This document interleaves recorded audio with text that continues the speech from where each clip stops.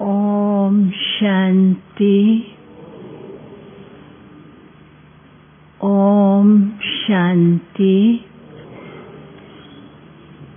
आज रविवार है। हम सब अव्यक्त बाप दादा के महावाक्य सुनेंगे।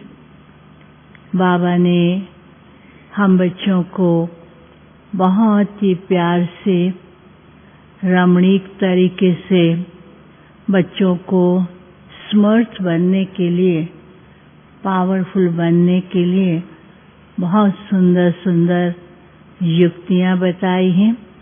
बाबा ने कहा कि कितने प्रकार के बच्चे हैं। एक वो बच्चे हैं जो सदा स्मार्ट रहते हैं, दूसरे हैं जो कभी स्मार्ट कभी व्यर्थ की ओर चले जाते हैं, और तीसरे ऐसे भी हैं स्मार्ट की ओर जाते जाते व्यर्थ की ओर चले जाते हैं। तो बाबा ने कहा कि सदा स्मार्ट कैसे बनना है। फिर बाबा ने स्मार्ट बनने के लिए एक बहुत सुंदर युक्ति बताई है। वो युक्ति है कि अपनी दिनचर्या को सेट करना। बाबा ने कहा जैसे बाहर की दुनिया में वीआईपीस होते हैं, उनकी दिनचर्या सेट होती है। बाबा ने कहा वो तो आईपी और वीआईपीस हैं, लेकिन तुम बच्चे सर्वशक्तिवान बाप के बच्चे हो, तो तुम तो वीआईपी हो। बाबा ने कहा उसके आगे कितने भी आप वी लगाते जाओ, वीआईपी बहुत इम्पोर्टेंट बच्चे हैं। तो बाबा बच्चों को इतना महत्व देते हैं। और भी बाबा ने हमें बहुत सी युक्तियां बताई हैं स्मार्ट बनने के लिए। अभी हम सुनते हैं प्यारे बाबा के महावाक्य। आज की तारीख है 26 दिसंबर 2021 और रिवाइज्ड मुरली की तारीख है 17 दिसंबर 1989। रिवाइज्ड मुरली की डेट है 17 दिसंबर 1989 और आज की तारीख है 26 दिसंबर 2021। अभी मुरली का मुख्य हेडिंग है सदा स्मार्ट कैसे बने। सदा स्मार्ट कैसे बने। आज स्मार्ट बाप अपने चारों ओर के मास्टर स्मार्ट बच्चों को देख रहे हैं। आज स्मार्ट बाप अपने चारों ओर के मास्टर स्मार्ट बच्चों को देख रहे हैं। एक है सदा स्मार्ट, अभी नोट करना, एक है सदा स्मार्ट और दूसरे है कभी कभी स्मार्ट। एक है सदा स्मार्ट, दूसरे हैं कभी कभी स्मार्ट। कभी व्यर्थ की तरफ ना चाहते हुए भी आकर्षित हो जाते हैं, क्योंकि जहाँ स्मार्ट स्थिति है वहाँ व्यर्थ हो ही नहीं सकता। संकल्प भी व्यर्थ उत्पन्न हो नहीं सकता। बाप दादा देख रहे थे कि कई बच्चों की अब तक भी बाप के आगे फरियाद है। बाबा बच्चों की स्थिति को चेक कर रहे थे, तो बाबा ने कहा बाप दादा देख रहे थे कि कई बच्चों की अभी तक भी बाप दादा के आगे फरियाद है। बाप दादा देख रहे थे कि कई बच्चों की अब तक भी बाप के आगे फरियाद है कि कभी कभी व्यर्थ संकल्प को फरियाद में बदल देते। कभी कभी व्यर्थ संकल्पों को, एक तो पहले व्यर्थ संकल्प फिर फरियाद, बाबा से रिक्वेस्ट करेंगे बाबा हमारा ये काम कर दो, बाबा हमें शक्ति दो, हम स्मार्ट बने। तो बाबा कहते कभी कभी व्यर्थ संकल्प याद को फरियाद में बदल देते हैं। चाहते नहीं हैं लेकिन आ जाते हैं।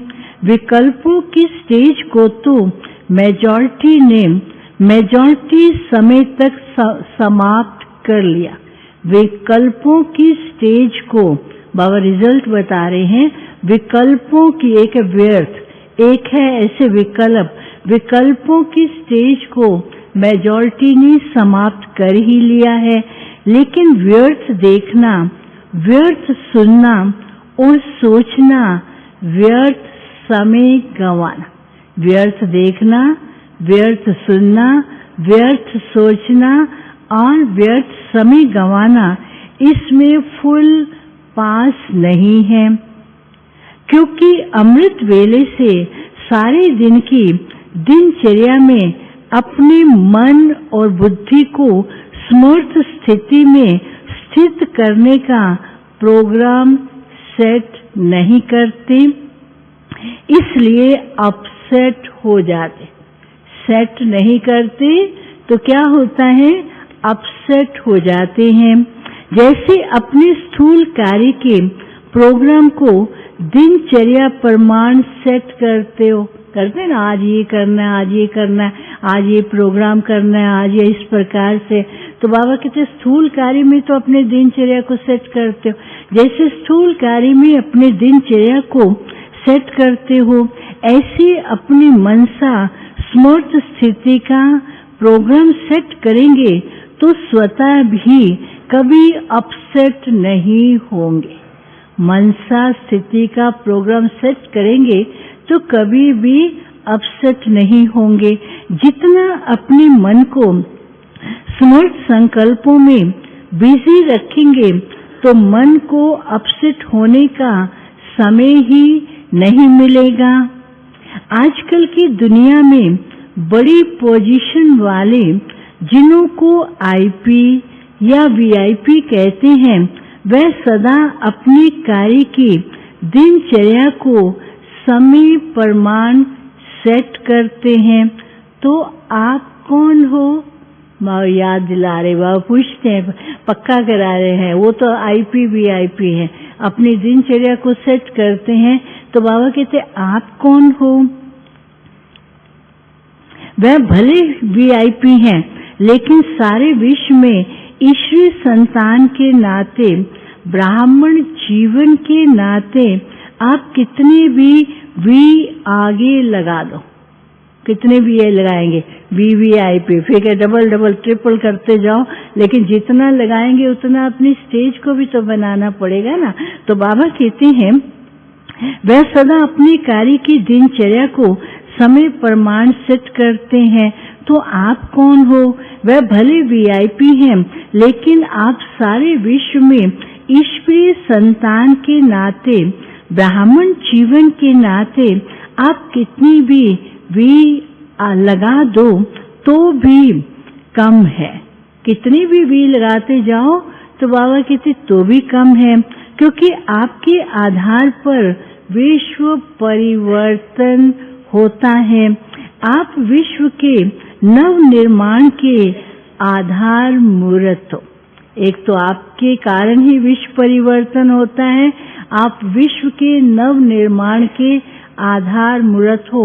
बाबा कितने टाइटल्स दे रहे हैं।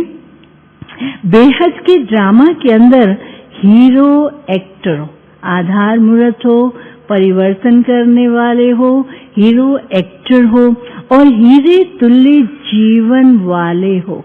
हीरो एक्टर, हीरे तुल्य जीवन वाले हो। तो कितने बड़े हुए? बाबा पूछ रहे हैं कितने बड़े हुए? हर एक अपने आप को चेक करे तो कितने बड़े हुए। ये शुद्ध नशा समर्थ बनाता है और देह अभिमान का नशा नीचे ले आता है।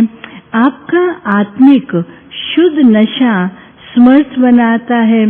आपका आत्मिक शुद्ध नशा रूहानी नशा है, इसलिए नीचे नहीं ले आता, सदा ऊंची उड़ती कला की ओर ले जाता है। तो व्यर्थ तरफ आकर्षित होने का कारण क्या है? बार बार बाबा को बताते ना बच्चे, बाबा के बच्चे कहते बाबा क्या करे, व्यर्थ संकल्प आते हैं। तो बाबा कहते व्यर्थ की तरफ आकर्षित होने का कारण क्या है, वो बाबा बता रहे हैं। तो व्यर्थ तरफ आकर्षित होने का कारण क्या है? अपने मन बुद्धि की दिनचर्या को सेट नहीं करते। व्यर्थ का कारण मन बुद्धि की दिनचर्या सेट नहीं है, तो व्यर्थ तरफ आकर्षित होने का कारण है अपने मन बुद्धि की दिनचर्या को सेट नहीं करते हो। मन को बिजी रखने की कला संपूर्ण रीति से सदा यूज नहीं करते हो। दूसरी बात, बाप दादा ने अमृत वेले से लेकर रात के सोने तक मनसा, वाचा, कर्मणा और संबंध संपर्क में कैसे चलना है व कैसे रहना है, सबके लिए श्रीमत अर्थात आज्ञा दी हुई। बाबा बता रहे इस अमृत वेले से लेकर रात तक हमें कैसे चलना है, क्या क्या करना है, तो बाबा ने कितनी श्रीमत दी हुई है। सबके लिए श्रीमत अर्थात आज्ञा दी हुई है। मनसा में क्या स्मृति में रखना है, ये हर कर्म में मनसा में क्या स्मृति में रखना है, ये हर कर्म में अपनी मनसा स्थिति का डायरेक्शन मिला हुआ है। हर कर्म करते हुए हमारी मानसिक स्थिति कैसे रहे, बाबा कहते इसका भी बच्चों को बाबा ने डायरेक्शन दिया। ये हर कर्म में अपनी मनसा स्थिति का डायरेक्शन मिली हुई है और आप सब आज्ञाकारी बच्चे हो ना, वह बन रहे हो। बाबा कहते डायरेक्शन तो दे दिए, तो बाबा पूछते आज्ञाकारी हो या बन रहे हो, क्योंकि पूरी तरह फॉलो नहीं करते तो बाबा को कहना पड़ता भी बन रहे हो। आज्ञाकारी अर्थात बाप के संबंध से आज्ञाकारी अर्थात बाप के संबंध से बाप के फुट स्टेप लेने वाले, बाप के हर कदम पर कदम रखने वाले। तो बाबा कहते आज्ञाकारी किसको कहेंगे, जो बाप के संबंध से बाप के फुट स्टेप पर चलने वाले हों, अर्थात कदम के ऊपर कदम रखने वाले। और दूसरा नाता है सजनियों का। एक है बाप का नाता, दूसरा नाता है कि हम सब बाबा की सजनियां हैं, वो हमारा साजन है। दूसरा नाता है सजनियों का। तो सजनी भी क्या करती है, उनको क्या शिक्षा मिलती है, सजनी को क्या कहा जाता है कि कदम के साथ कदम मिला के चलना है। तो सजनी क्या करती है, उसको क्या शिक्षा मिलती है, साजन के कदम के ऊपर कदम चलो। तो आज्ञाकारी अर्थात बाप दादा के आज्ञा रूपी कदम पर कदम रखना। आज्ञाकारी क्या हुआ, बाप दादा की आज्ञा रूपी कदम के व कदम रखना। ये सहज है व मुश्किल है। कहाँ कदम रखें, ठीक है व नहीं, ये सोचने की जरूरत ही नहीं। बाबा ने जब सब बता दिया तो क्यों सोचे कहाँ रखे कैसा होगा। तो बाबा कहते ये सोचने की जरूरत नहीं, कहाँ रखें ठीक है या नहीं, ये सोचने की जरूरत नहीं है। सहज है, लेकिन सारे दिन में चलते चलते कोई न कोई आज्ञाओं का उल्लंघन हो जाता। क्यों सोचते हैं, क्योंकि आज्ञाओं का उल्लंघन होता फिर सोचना पड़ता है, क्योंकि सारे दिन में चलते चलते कोई न कोई आज्ञाओं का उल्लंघन हो जाता है। बातें छोटी छोटी होती हैं, लेकिन अवज्ञा होने से थोड़ा थोड़ा बोझ इकट्ठा हो जाता। अवज्ञा करेंगे थोड़ा बोझ धीरे धीरे बढ़ते हो बहुत बड़ा हो जाता है। तो बाबा की बातें तो छोटी छोटी हैं, लेकिन अवज्ञा के कारण वो बोझ बन जाता है। लेकिन अवज्ञा होने से थोड़ा थोड़ा बोझ इकट्ठा हो जाता है। आज्ञाकारी को सर्व संबंधों से परमात्म दुआएं मिलती हैं। ये नियम है। कौन सा नियम है, जो आज्ञाकारी हैं उसको परमात्मा की दुआएं स्वतः मिलती हैं, मेहनत नहीं करनी पड़ती। तो बाबा कहते ये नियम है आज्ञाकारी को सर्व संबंधों से परमात्म दुआएं मिलती हैं। ये नियम है। साधारण रीति भी कोई किसी मनुष्य आत्मा के डायरेक्शन प्रमाण हाँ जी कह करके कार्य करते हैं, तो जिसका कार्य करते उसके द्वारा उसके मन से उसके प्रति दुआएं निकलती है। जिसके लिए अच्छा करेंगे, वैसा करके देंगे, तो वो भी उनको दुआएं देता है। तो हाँ जी कह करके कार्य करते, तो जिसका कार्य करते उसके द्वारा उसके मन से उनको दुआएं जरूर मिलती हैं। ये तो परमात्म दुआएं हैं। परमात्म दुआओं के कारण, बाबा कहते देखो कैसे परमात्मा की दुआएं मिलती हैं, और परमात्म दुआओं के कारण जब परमात्मा की दुआएं मिलती हैं तो हमारी स्थिति कैसे बनती है वो बाबा बता रहे हैं। परमात्म दुआओं के कारण आज्ञाकारी आत्मा सदा डबल लाइट उड़ती कला वाली होती है। साथ साथ आज्ञाकारी आत्मा को आज्ञा पालन करने के रिटर्न में बाप द्वारा विल पावर विशेष वरदान के रूप में, देखो एक तो विल पावर मिल जाती है, एक तो वरदान के रूप में, फिर दूसरा वर्षे के रूप में, साथ साथ आज्ञाकारी आत्मा को आज्ञा पालन करने के रिटर्न में बाप द्वारा विल पावर विशेष वरदान के रूप में और वर्षे के रूप में मिलते। वर्षा तो कोई छीन नहीं सकता, वरदान भी कोई छीन नहीं सकता है, तो बाबा कहते ये वरदान और वर्षे के रूप में मिलती है। बाप सब पावर्स विल में बच्चों को देते हैं, इसलिए सर्व पावर्स सहज प्राप्त हो जाती। सर्व पावर्स को प्राप्त करने का सहज तरीका आज्ञाकारी बनना, इसलिए सर्व पावर्स सहज प्राप्त हो जाती हैं। तो ऐसे विल पावर प्राप्त करने वाली आज्ञाकारी आत्मा वर्षा, वरदान और दुआएं ये सब प्राप्तियां कर लेते। वर्षा, वरदान और दुआएं, तीन चीजें, एक है वर्षा, एक है वरदान, एक है दुआएं। तो ये तीनों ही वरदान, तीनों ही प्राप्तियां कर लेती हैं। तो बाबा कहती हैं आज्ञाकारी आत्मा वर्षा, वरदान और दुआएं ये सब प्राप्त कर लेती हैं, जिस कारण सदा खुशी में नाचते, वहां वहां के गीत गाते उड़ते रहते हैं, क्योंकि उनका हर कर्म उनको प्रत्यक्ष फल प्राप्त कराता है।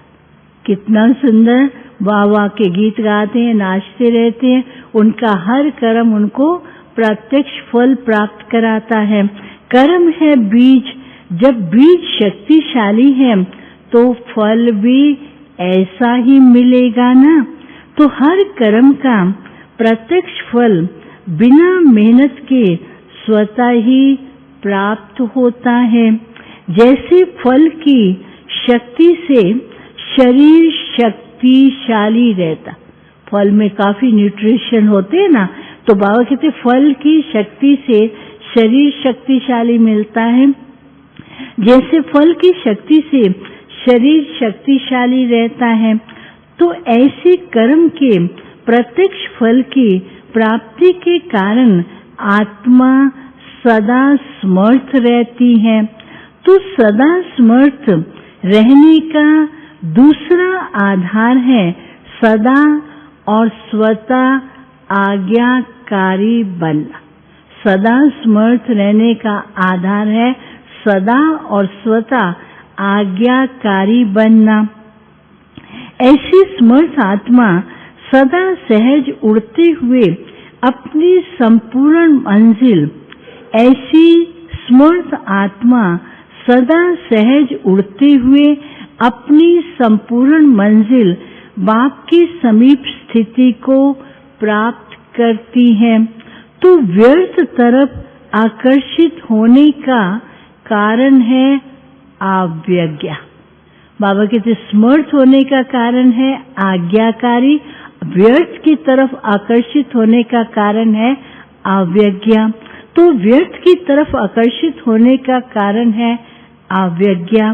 बड़ी बड़ी अवज्ञा नहीं करते हो, लेकिन छोटी छोटी हो जाती हैं।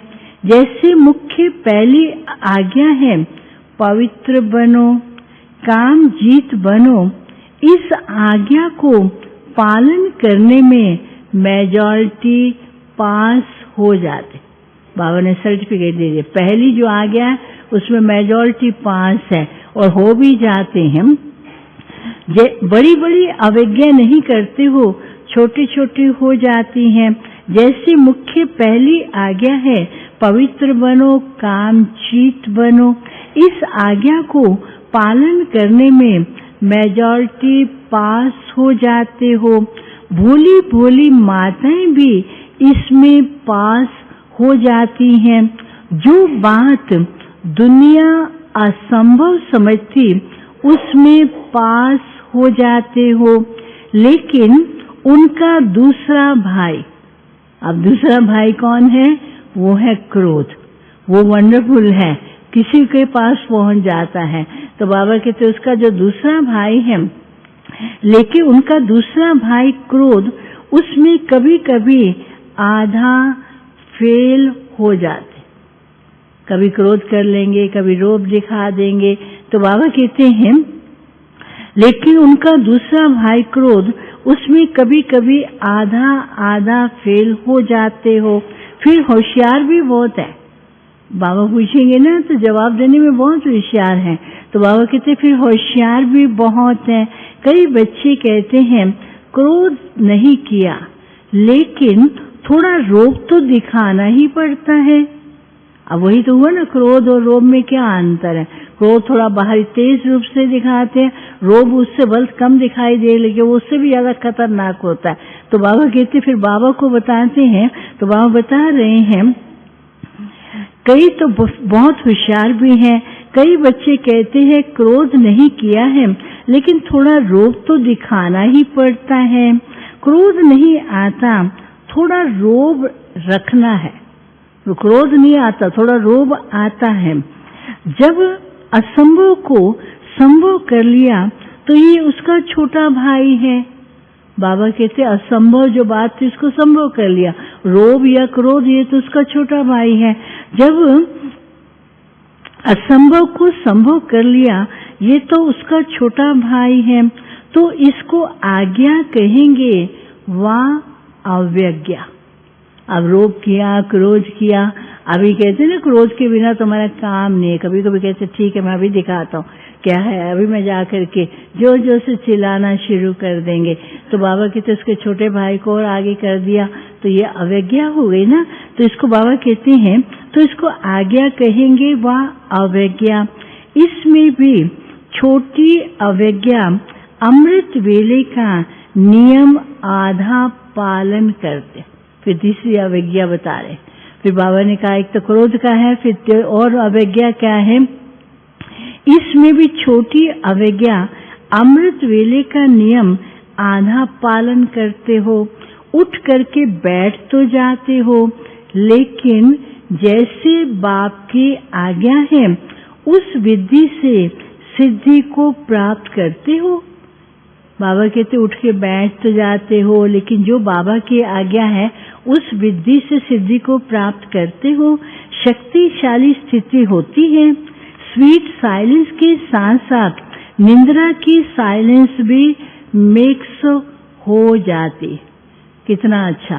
स्वीट साइलेंस के साथ साथ बाबा ने कैसे बच्चों को प्यार से बताया कि स्वीट साइलेंस के साथ साथ क्या करते हैं, निंद्रा की साइलेंस भी मिक्स हो जाती है। स्वीट साइलेंस के साथ साथ निंद्रा की साइलेंस भी मिक्स हो जाती है। बाप दादा अगर हर एक को अपने सप्ताह की टीवी दिखाएं तो बहुत मजा देखने में आएगा। अब बाबा के पास पूरा टीवी में रिकॉर्डेड है। बाबा कहते ज्यादा नहीं तो 1 सप्ताह के भी दिखाएं तो ऐसे ऐसे सीन होंगे। तो बाबा कहते बाबा तो क्या, बच्चे भी उस ऐसे सीन को देख करके खुद भी हंसना शुरू कर देंगे। तो बाबा कहते फिर उनको मजा भी आएगा। हर एक को अपने सप्ताह की टीवी दिखाएं तो बहुत मजा देखने में आएगा। तो आदि अवज्ञा मानते हो, नेमिनाथ बनते हो, लेकिन सिद्धि स्वरूप नहीं बनते। आदि आज्ञा मानेंगे, नेमिनाथ बनेंगे, लेकिन सिद्धि स्वरूप नहीं बनते हो। इसको क्या कहेंगे? ऐसी छोटी छोटी आज्ञाएं हैं। जैसे आज्ञा है किसी भी आत्मा को दुख ना दो, ना दुख लो। बाबा कहते ये भी आज्ञा है, ना दुख दो ना दुख लो। इसमें भी दुख देते नहीं हो, लेकिन ले तो लेते हो ना। ये आज्ञा दी बाबा ने कि दुख दो नहीं, अच्छा नहीं दिया, लेकिन दूसरे की बात को सोच सोच करके, चिंतन करके दुख ले लेते हो। तो बाबा कहते दुख ले तो लेते हो ना। इसमें भी दुख देते नहीं हो, लेकिन ले लेते हो। व्यर्थ संकल्प चलने का कारण ही ये है कि व्यर्थ दुख लिया। व्यर्थ संकल्प चलने का कारण व्यर्थ दुख ले लिया, जिसका कोई मतलब नहीं, कोई बात नहीं, उसको सोच लिया, अपने ऊपर लगा लिया। बात कोई किसी के लिए कर रहा होगा, देखा ना इसने मेरे लिए बोला, अच्छा ठीक है मैं देखूंगा, या तो उसको सोचते रहेंगे। तो बाबा कहते ये भी तो व्यर्थ दुख हुआ ना। व्यर्थ संकल्प चलने का कारण ही ये है कि व्यर्थ दुख लिया। सुन लिया तो दुखी हुए। सुनी हुई बात न चाहते हुए भी मन में चलती है। ये क्यों कहा, ये ठीक नहीं कहा, ये नहीं होना चाहिए। कहिए ना मैंने तो कुछ किया नहीं, इसने ऐसा क्यों कहा, इसको ठीक नहीं किया, इसने ठीक नहीं किया, ऐसा नहीं इसको करना चाहिए, इसको ठीक करना चाहिए, क्यों कहा। तो ऐसे उसके बारे में बोलते रहेंगे तो फिर दुखी हो जाएंगे। तो बाबा कहते ये क्यों कहा, ये ठीक नहीं कहा, ये नहीं होना चाहिए। व्यर्थ सुनने और देखने की आदत मन को 63 जन्मों से है। व्यर्थ को सुनना और देखना, बाबा कहते ये आदत ऐसी पक्की हुई पड़ी है, 63 जन्मों से है। इसलिए अभी भी उस तरफ आकर्षित हो जाते हो। छोटी छोटी अवज्ञाएं मन को भारी बना देती। मन क्यों नहीं लगता, शक्तिशाली नहीं बनता। तो बाबा कहते छोटी छोटी अवज्ञाएं मन को भारी बना देती हैं। छोटी छोटी अवज्ञाएं मन को भारी बना देती हैं और भारी होने के कारण ऊंची स्थिति की तरफ उड़ नहीं सकते। ये बहुत गहर गति है। जैसे पिछले जन्मों के पाप कर्म बोझ के कारण आत्मा को उड़ने नहीं देते। पूर्व जन्म के कई हमारे हिसाब किताब हैं जो आत्मा को दबाए रखते, उड़ने नहीं देते हैं। तो बाबा कहते हैं जैसे पिछले जन्मों के पाप कर्म बोझ के कारण आत्मा को उड़ने नहीं देते, ऐसी इस जन्म की छोटी छोटी अवज्ञाओं का बोझ जैसी स्थिति चाहती हो वैसा अनुभव करने नहीं देती। ब्राह्मणों की चाल बहुत अच्छी है। फिर बाबा देखो रिजल्ट सुना रहे, ब्राह्मणों की चाल बहुत अच्छी है। बाप दादा पूछते हैं कैसे हो, तो सभी कहेंगे बहुत अच्छे हैं, ठीक हैं। जब फिर पूछते हैं कि जैसी स्थिति होनी चाहिए वैसी है, बाबा पूछेंगे कैसे हो, कहेंगे बाबा बहुत अच्छे हैं, हम सब ठीक हैं। तो बाबा कहते जैसी स्थिति होनी चाहिए वैसी है, तो उसमें फिर जवाब नहीं देते, शांत हो जाते हैं। फिर जब पूछते हैं जैसी स्थिति होनी चाहिए वैसी है, तो चुप हो जाते हैं।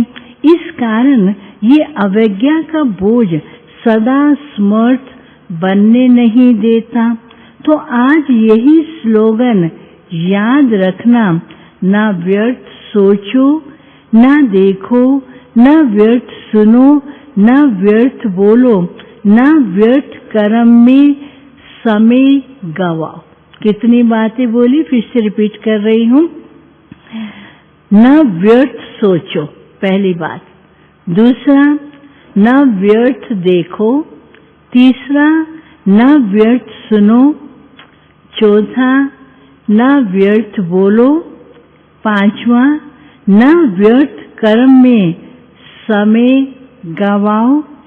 आप बुराई से तो पार हो गए हो, अब ऐसे आज्ञाकारी चरित्र का चित्र बनाओ।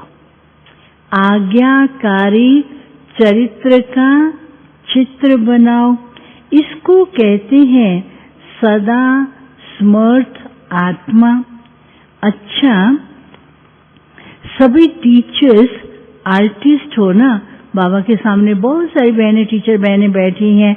बाबा के सामने जैसे टीचर बैठी हैं तो बाबा ने टीचर्स को देखा तो बाबा टीचर्स को बता रहे। पहले बाबा ने सब बच्चों को बोला कि आज्ञाकारी बनो, चित्र बनाओ, चित्रकार बनो।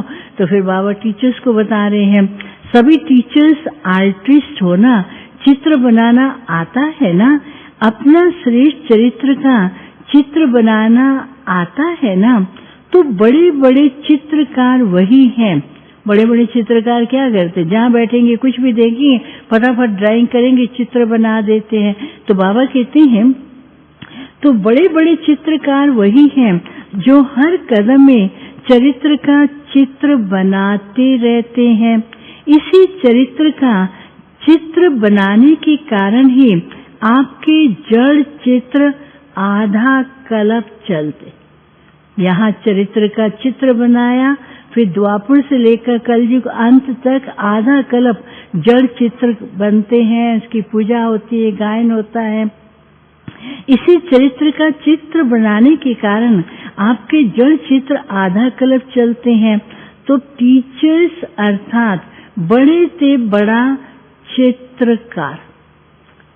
बाबा ने सबको बनाया, लेकिन टीचर्स को याद आ, क्योंकि स्टूडेंट्स को संभालते उनकी जिम्मेवारी है। तो बाबा कहते टीचर्स अर्थात बड़े से बड़ा चित्रकार अपना भी चित्र बनाते और अन्य आत्माओं का भी चित्रकार बना देते हो। औरों के भी श्रेष्ठ चरित्र को बनाने के निमित्त टीचर्स हो। इसी में बिजी रहते हो ना, फुल बिजी रहो। एक सेकंड भी मन बुद्धि को फुर्सत में रखा तो व्यर्थ संकल्प अपनी तरफ आकर्षित कर लेंगे। अब आप बता रहे, एक सेकंड भी मन बुद्धि को अगर फुर्सत में रखा तो व्यर्थ संकल्प तो पहले से ही खड़े अपनी तरफ बुला लेंगे, आकर्षित कर लेंगे। तो बाबा कहते हैं एक सेकंड भी मन बुद्धि को फुर्सत में रखा तो व्यर्थ संकल्प अपनी तरफ आकर्षित कर लेंगे। सुनाया है था ना कि सेवा का प्रत्यक्ष फल सदा प्राप्त हो, यही निशानी है सदा आज्ञाकारी आत्मा की। कभी सेवा का फल प्रत्यक्ष मिलता और कभी नहीं मिलता। इसका कारण है कोई न कोई अवज्ञा होती है। टीचर्स अर्थात अमृत वेले से लेकर रात तक हर आज्ञा के कदम पर कदम रखने वाली। टीचर्स अमृत वेले से लेकर रात तक हर आज्ञा के कदम के ऊपर कदम रखने वाली ऐसी टीचर्स हो, वह कभी कभी अलबेलापन आ जाता है। अलबेला नहीं बनना, जिम्मेवारी के ताजधारी हो। कभी ताज भारी लगता है, कभी कभी होता है ना ताज भारी, बड़े बड़े ताज होते हैं, हैवी होते हैं। तो बाबा कहते हैं क्या कभी ताज भारी लगता है? सेवा के ताज तो भारी कभी होते ही नहीं है, बहुत लाइट होते हैं। तो बाबा कहते हैं कभी ताज भारी लगता है तो उतार देते हैं। आप उतारने वाले तो नहीं हो ना, सदा आज्ञाकारी माना, सदा जिम्मेवारी के ताजधारी। सदा आज्ञाकारी अर्थात सदा जिम्मेवारी के ताजधारी। टीचर्स तो सब हैं, लेकिन इसको कहते हैं योग्य टीचर और योगी टीचर। योगी टीचर और योगी टीचर जो बाबा की आज्ञाओं के कदमों पर कदम रखते हैं। टीचर्स कभी कंप्लेंट कर ही नहीं सकते। औरों को कंप्लीट करने वाली होना, कंप्लेन करने वाली नहीं। औरों को कंप्लेंट करने वाली, कंप्लेन करने वाली नहीं। कभी ऐसे पत्र तो नहीं लिखती हो ना, क्या करें, हो गया, होना तो नहीं चाहिए, वह तो समाप्त हो गया ना। कई बार हो जाता है ना चाहते कुछ हो जाता है, उसमें क्या करें, ये हो गया, क्यों हो गया, ऐसे नहीं होना चाहिए, इस कारण से हो गया। तो बाबा कहते ऐसा तो अभी नहीं होना चाहिए, क्या करें, हो गया, होना तो नहीं चाहते, वह तो समाप्त हो गया ना। सुनाया था ना, पत्र लिखो जरूर, मधुबन में पत्र जरूर भेजो, परंतु मैं सदा ओके हूँ। अब बाबा कहते क्या करेंगे, पत्र लिखना भी, ईमेल भी भेजो तो उसमें क्या लिखो बाबा को, बाबा मैं सदा ओके हूँ। तो बाबा कहते पत्र लिखो जरूर, मधुबन में पत्र जरूर भेजो, परंतु मैं सदा ओके हूँ। बस ये 2 लाइन लिखो। पढ़ने वालों को भी टाइम नहीं है, लंबे लंबे पत्र लिख देंगे ना। अभी भी कई बाबा को लंबे लंबे पत्र लिखते रहते 4-4 पेज 8-8 पेज। चलो बाबा तो उसके पत्र को पढ़ लेगा, लिखने वाला कितना लिखेगा। तो बाबा कहते क्या लिखो, 2 लाइन लिखो। अभी उस समय तो जब भी पत्र आते थे बाबा पढ़ते थे और ईशु दादी उनको पढ़ के सुनाती थी। तो बाबा कहते पढ़ने वालों को भी टाइम कहाँ है, पढ़ने वालों को भी टाइम नहीं है। फिर कंप्लेन करते कि पत्र का उत्तर नहीं आया। वास्तव में आप सबके पत्रों का उत्तर बाप दादा रोज की मुरली में देते हैं। आप लिखेंगे ओके और बाप दादा ओके के रिटर्न में क्या देते हैं, याद प्यार देते हैं, टाइटल देते हैं, वरदान देते हैं। तो बाबा कहते हैं आप लिखेंगे ओके और बाप दादा ओके के रिटर्न में कहते याद प्यार और नमस्ते। तो ये रिस्पॉन्स हुआ ना। समय को भी बचाना है ना, सेवा समाचार भी शॉर्ट में लिखो। एक तो शॉर्ट में लिखना और दूसरा शॉर्ट में सुनाना। कई बार कोई बात सुनाने लगती इतनी लंबी होती, इतनी, अरे बात का सार क्या वो पता ही नहीं, कहना क्या चाहते हो। इतनी लंबी बात की सुनने वाले ने सुन लिया लेकिन उसका कोई जवाब नहीं मिल पाता क्योंकि बात क्या है वो पता ही नहीं। तो इसलिए बाबा कहते हैं सेवा समाचार भी शॉर्ट में लिखो। तो समय की भी इकोनॉमी, कागज की भी इकोनॉमी, पोस्ट की भी इकोनॉमी। समय की भी इकोनॉमी हो जाएगी, कागज की भी। अभी कागज के अभी ईमेल पे जो इतना टाइम वेस्ट होता है तो समय की भी इकोनॉमी हो जाएगी। एक नामी हो सकती है ना, पत्र 3 पेज में भी लिखा जा सकता है। कोई को विस्तार से लिखने का डायरेक्शन मिलता है तो भल लिखो, लेकिन 2 लाइन में भी अपनी गलती की क्षमा ले सकते हो। छिपाओ नहीं, लेकिन शॉर्ट में लिखो। कितने पत्र लिखते हैं जिनका कोई सार ही नहीं होता। बाबा के पास बहुत पत्र आते थे, अब बाबा को तो सारे पत्र सुनाते थे, बाबा को बताना तो पड़ता था कि बाबा ये पत्र आए, ये पत्र आए। कई ऐसे ऐसे पत्र होते थे जिसका कोई सार ही नहीं है। तो बाबा वही बता रहे कि बहुत पत्र आते लेकिन लिखा क्या है उसका कुछ भी पता नहीं पड़ता है। कितने पत्र आते हैं जिनका कोई सार नहीं होता है। बाबा को कहो, बाबा को कहो मेरा ये काम कर लो, मेरे को ठीक कर दो, मेरा धंधा ठीक कर दो, मेरी पत्नी को ठीक कर दो। ऐसे पत्र एक बार नहीं 10 बार भेजते। बाबा को लिख दे। अभी भी क्या योग में बैठते हैं ना, अभी क्या होता है, बाबा के टाइम पर जब पत्र लिखते थे ना, मेरे बच्चे की बुद्धि को ठीक कर दो, मेरा बच्चा ज्ञान सुन ले, मेरी लड़की ज्ञान सुन ले। अभी क्या करते हैं, योग में बैठते हैं ना, अभी कई आएंगे ना तो कहेंगे बहन जी आप बाबा को कहना मेरे पति को ठीक कर दे। अरे पति तुम्हारा, तुम बाबा को बोलो ना, फिर कहेंगे हमारे बच्चे को ठीक कर दें। तो ये सारा दिन यही बोलते रहते हैं। आगे लिखते थे, अभी बोलते रहते हैं। योग करेंगे ना, जो भी क्लास कराने वाला आएगा या मिलेंगे, कहेंगे हमारा एक काम कर दो ना। क्या काम करना है? मेरे बच्चे की बुद्धि का ताला खोल दो। अरे तुम योग लगाओ तब तो उसका खुलेगा ना। तो बाबा कहते हैं, तो बाबा को क्या कहते हैं कि मेरा ये काम कर दो, मेरे को ठीक कर दो, मेरा धंधा ठीक कर दो, मेरी पत्नी को ठीक कर दो। ऐसे पत्र एक बार नहीं 10 बार भेजते हैं। तो अब इकोनॉमी की अवतार बनो और बनाओ। बाबा कहते खुद भी बनो और दूसरों को बनाओ। अच्छा, सभी को ये मेला अच्छा लगता है ना। बाबा के पास ढेर बच्चे आए हैं, तो बाबा कहते सभी को ये मेला अच्छा लगता है ना। बाबा के घर में बच्चे आते तो कितना अच्छा लगता है। बाबा हमेशा कहते थे बच्चे बाप के घर का श्रृंगार है। सभी को ये मेला अच्छा लगता है ना। दुनिया वाले कहते 2 दिन का मेला, और आप क्या कहते हो? 4 दिन का मेला है। 5 दिन, 1 दिन आना, 3 दिन रहना, 5वें दिन हो जाता है। तो इसलिए बाबा कहते आप क्या कहते हो? 4 दिन का मेला। दुनिया वाले कहते 2 दिन का मेला, और आप 4 दिन का मेला कहते हो। सभी को पसंद है ना ये मेला।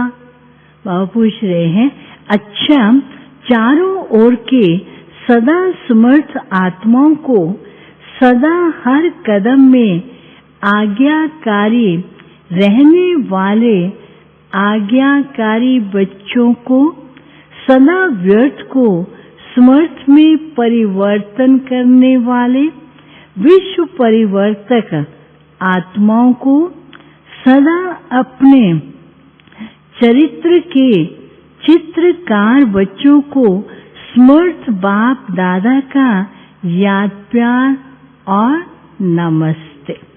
फिर उसके बाद जोन वाइज बच्चों से बाबा ने मुलाकात की है। उस समय बॉम्बे और गुजरात का ग्रुप था।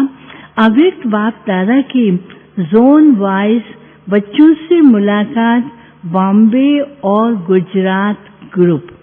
बेहद बाप के अर्थात बेहद के मालिक के बालक है।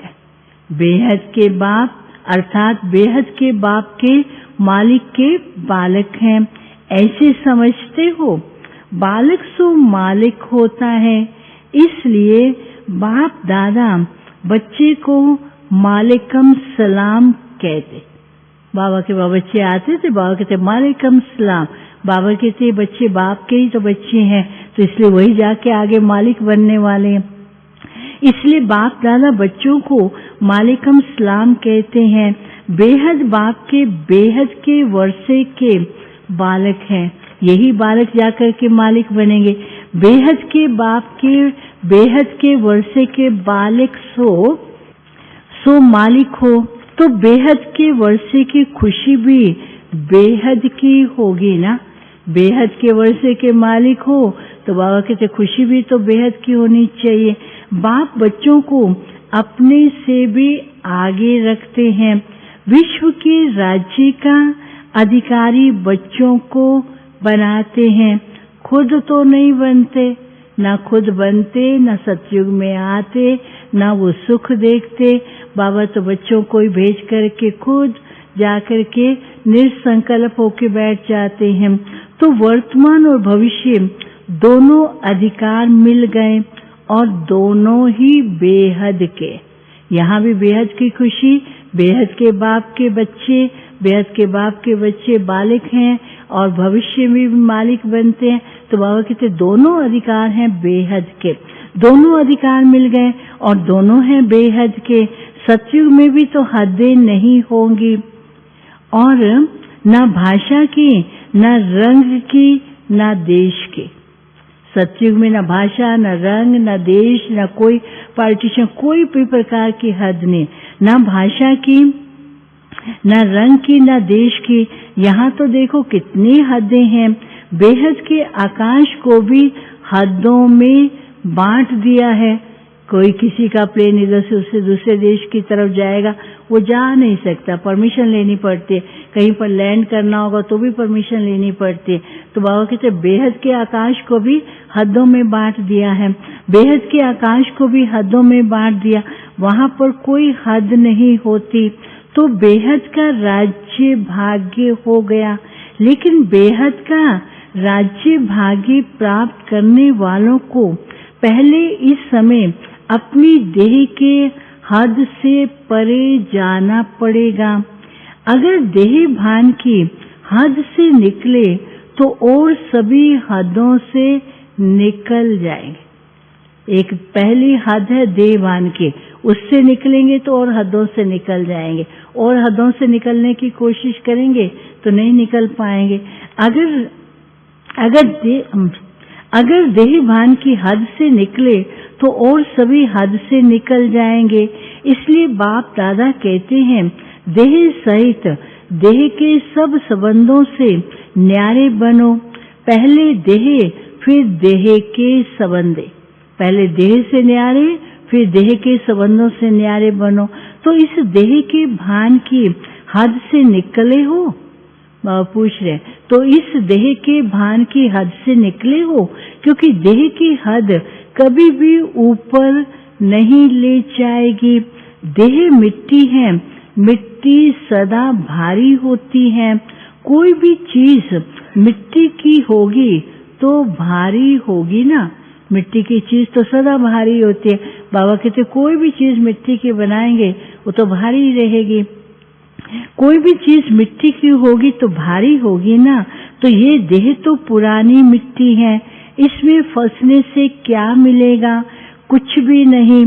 तो सदा ये नशा रखो कि बेहद बाप और बेहद वर्षे का बालक सो मालिक हो। नशा कौन सा?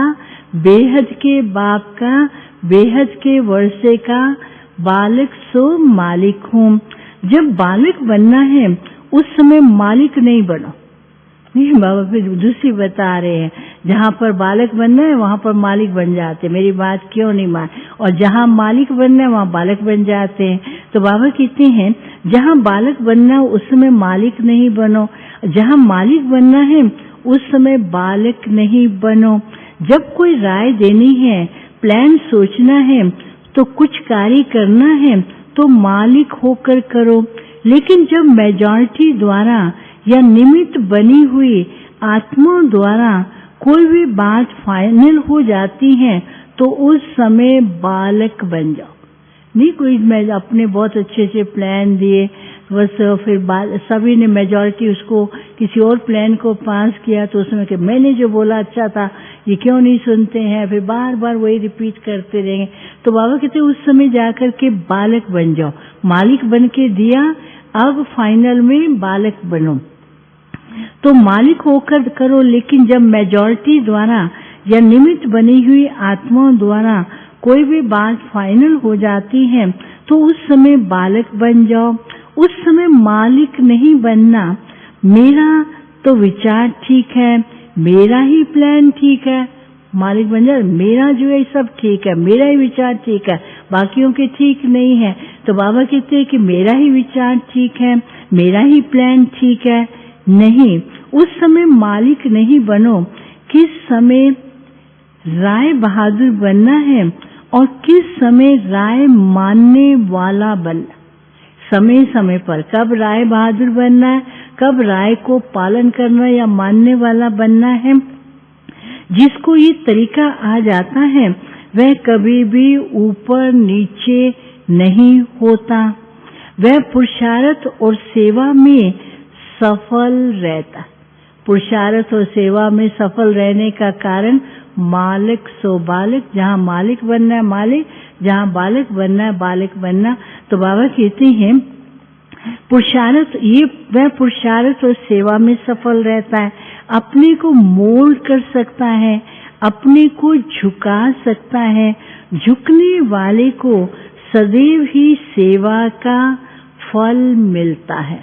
झुकने वाले को सदैव सेवा का फल मिलता है और अपने अभिमान में रहने वाले को सेवा का फल नहीं मिलता। तो सफलता की विधि है मालिक सो बालिक, बालिक सो मालिक, समय पर बालक बनना और समय पर मालिक बन। सेवा में सफलता की विधि बालक सो मालिक, मालिक सो बालक, समय पर बालक बनना और समय पर मालिक बनना, ये विधि आती है ना। अगर छोटी सी बात को बालक के समय मालिक बनकर सिद्ध करेंगे तो मेहनत ज्यादा और फल कम मिलेगा। तो जो विधि को जानते हैं और जो विधि को जानते हैं समय प्रमाण, जो विधि को जानते हैं समय प्रमाण उनको मेहनत कम और फल ज्यादा मिलता है।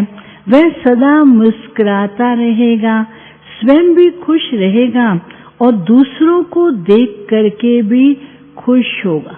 कभी कभी हो जाता है ना, खुद भी खुश नहीं रहते, दूसरों की खुशी को देख करके भी दुखी होने लगते, ये क्यों खुश है, इनको ये क्यों मिला, ऐसे उसकी बातों को सोच करके खुद को ही दुखी करते रहते। तो बाबा कहते वो खुद भी खुश रहेगा और दूसरों की खुशी को देखकर खुश रहेगा, स्वयं भी खुश रहेगा, दूसरों को देख करके भी खुश होगा। सिर्फ मैं बड़ा खुश रहता हूँ ये नहीं, लेकिन खुश करना भी है। केवल अपने को खुश नहीं रखना है, औरों को भी करना है।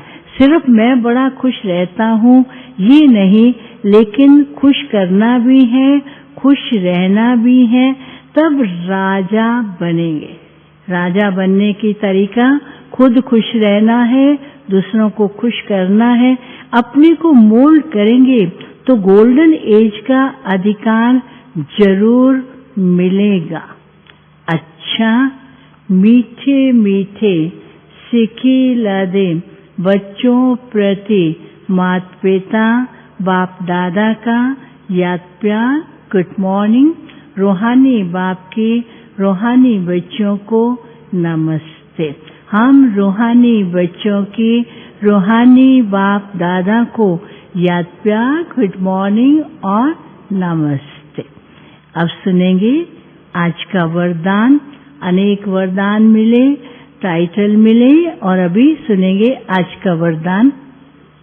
वरदान स्थूल और सूक्ष्म दोनों रीति से स्वयं को बिजी रखने वाले माया जीत विजयी भव। स्थूल और सूक्ष्म दोनों रीति से स्वयं को बिजी रखने वाले माया जीत विजयी भव।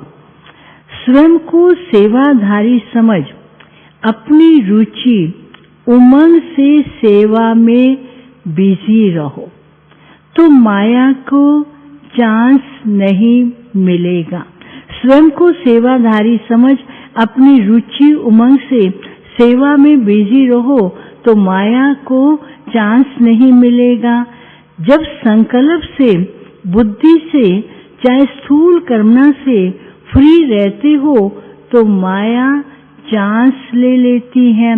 लेकिन स्थूल और सूक्ष्म दोनों ही रीति से खुशी खुशी से सेवा में बिजी रहो तो खुशी के कारण माया सामना करने का साहस नहीं रख सकती। इसलिए स्वयं ही टीचर बन बुद्धि को बिजी रखने का डेली प्रोग्राम बनाओ तो माया जीत विजयी बन जाएंगे। स्लोगन निश्चय और फलक से कहो बाबा मेरे साथ है तो माया समीप आ नहीं सकते। निश्चय और फलक से कहो कि बाबा मेरे साथ है तो माया आ नहीं सकते।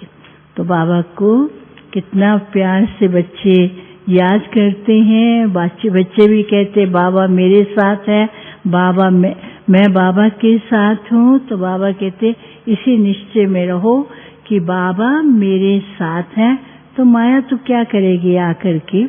अच्छा ओम शांति, ओम शांति। अभी हम सभी बाबा की याद में बैठेंगे।